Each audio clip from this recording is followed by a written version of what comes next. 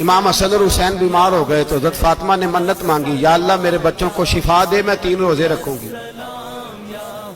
اللہ تبارک و تعالیٰ نے بچوں کو شفا عطا فرما دی۔ اور میں سمجھتا ہوں یہ کربلا کی ٹریننگ تھی۔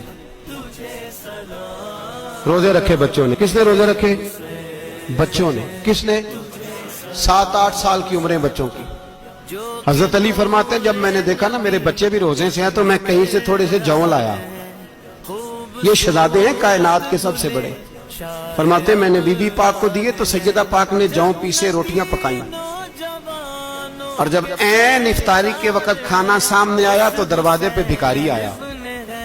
عین بڑا بے نیاز ہے اللہ، عجیب رنگ ہے مالک کا۔ عین افطاری کا وقت جب آدمی کہتا ہے کہ فٹافٹ ہو جائے، بھکاری دروازے پہ آیا اور اس نے صدا دی، او میرے رسول کے گھر والوں، کئی دنوں سے روٹی نہیں کھائی۔ حضرت علی نے، حضرت فاطمہ نے بچوں کی طرف دیکھا تو امام حسین چھوٹے تھے سب سے، انہوں نے سب سے پہلے برتن اٹھائے کھانے والے، اور کہنے لگے اماں میں نہ دیکھے آؤں۔ حضرت فاطمہ رشک کرنے لگیں، مصطفیٰ کے نواسے باہر گئے، اپنے حصے کا کھانا وَيُؤْثِرُونَ عَلَىٰ أَنفُسِهِمْ وَلَوْ كَانَ بِهِمْ خَصَاصَةٌ۔ اللہ فرماتے ہیں انہیں بڑی اشد ضرورت بھی ہو پھر بھی وہ دوسروں پہ اثار کر دیتے ہیں۔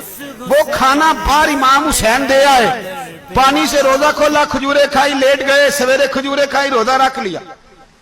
شام ہوئی تو حضرت علی فرماتے ہیں میں پھر اگلے دن کے روزے کے لیے جون لایا، فاطمہ نے پیچھے روٹیاں پکائیں۔ 2 دنوں کی بھوک تھی پر مالک تو بڑا بے نیاز ہے۔ آزمانے پہ آیا تو اس رنگ میں عین افطاری کے وقت دروازے سے آواز نکلی، اور مانگنے والے نے کہا کہ بھوکا بھی ہوں اور یتیم بھی ہوں، یتیم ہوں۔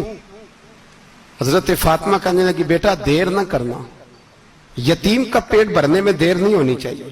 کھانا باہر چلا گیا، پانی سے روزہ، کھجورے۔ شہزادے ہیں شہزادے، یہ 2 جہاں کے شاہ ہیں، پاس کچھ رکھتے نہیں، 2 جہاں کی نعمتیں ہیں ان کے خالی ہاتھ میں۔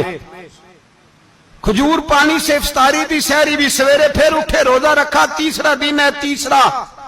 ذرا دل پہ ہاتھ رکھنا، بچہ ایک رات بھوکا ہو تو اماں سوتی نہیں۔ اور میں کہا کرتا ہوں اماں فالج والی ہو نا، فالج والی ماں، فالج زدہ، تو آدھی رات کو اس کا بیٹا جوان کہے تھوڑی بھوک لگی ہوئی تھی تو اماں کو رینگنا بھی پڑے تو وہ رینگ کے بھی جاتی ہے، روٹی پکاتی ہے، کہتے ہیں میرا لال بھوکا نہ سو جائے۔ اور مصطفیٰ کی بیٹی سے زیادہ بچوں سے کون پیار کر سکتا ہے؟ اور 3 دن کے بھوکے بچے، تیسرا دن آیا، بڑے حوصلے سے بی بی کہہ دیتی ہے چھوڑو ان کا تو کام ہے، یہ تو آتے رہتے ہیں، میرے بچے بھوکے تم پہلے روٹی کھاؤ۔ لیکن میرے بھائی کربلا ایسے نہیں سجتی۔ یہ جو برگر کھا کے ناراض ہونے والے بچے ہوتے ہیں یہ میدانوں میں نہیں نکل پاتے، ان کے لیے مشکل ہوتا ہے۔ حضرت فاطمہ نے، حضرت علی نے ڈیوٹی کی، ڈیوٹی اپنے بچوں کو تیار کیا کربلا کے لیے۔ تیسرے دن جب رکھا صاحب نے کھانا تو باہر سے بولنے والا بولا کہا میں مسکین ہوں، لاچار ہوں، گھر بھی کوئی نہیں، کھانا بھی کوئی نہیں۔